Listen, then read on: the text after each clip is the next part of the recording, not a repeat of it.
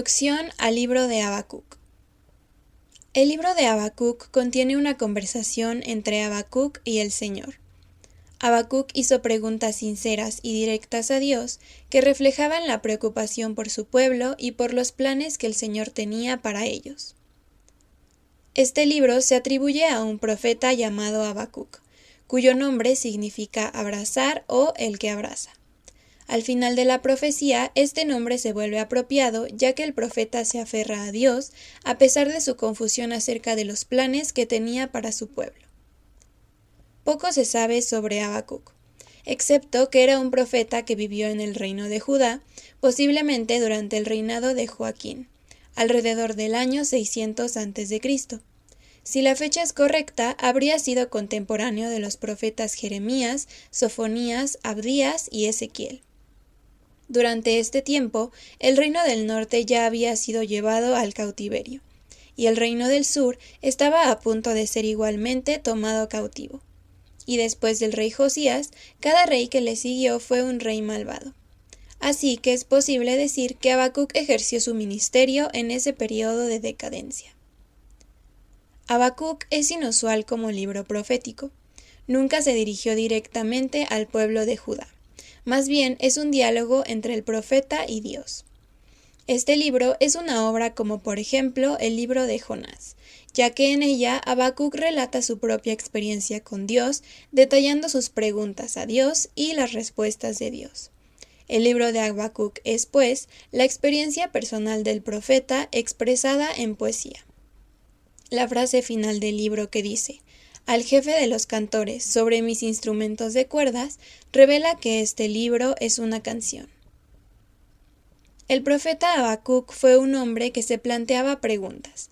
Se sentía inquieto ante la aparente indiferencia de Dios frente al pecado de su propio pueblo, y le preguntaba a Dios por qué no hacía algo al respecto.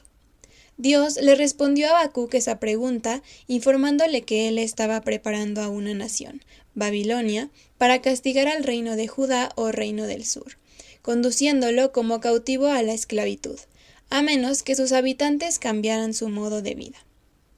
Pero, si Habacuc tenía un problema antes, después de escuchar la respuesta de Dios tuvo otro problema.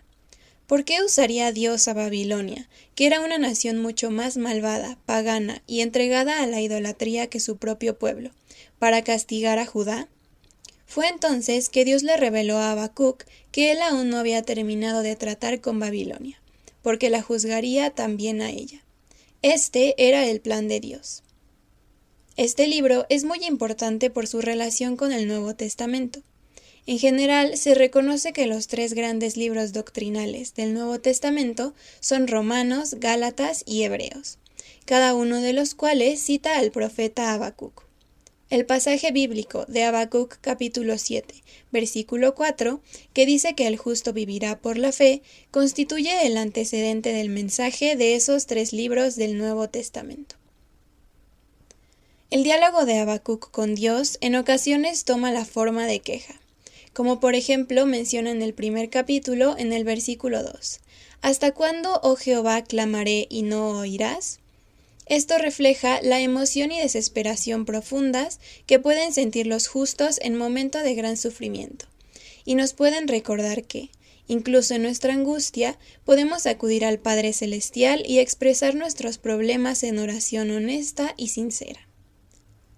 En respuesta a la oración de Habacuc, el Señor le aconseja que sea paciente y fiel, y le recuerda la justicia, la preocupación y los planes de Dios. Al final del libro, Habacuc es una persona cambiada. Ha aprendido a esperar y confiar en Dios, quien hace todas las cosas para su gloria. Habacuc cuestiona la justicia de Dios, pero al final se da cuenta de que Dios es soberano y su justicia está mucho más allá de su comprensión. Los métodos de Dios para preservar y purificar a su pueblo son misteriosos para el creyente. Y, sin embargo, Dios llama a su pueblo a mostrar fe en que los propósitos de Dios para el mundo finalmente prevalecerán.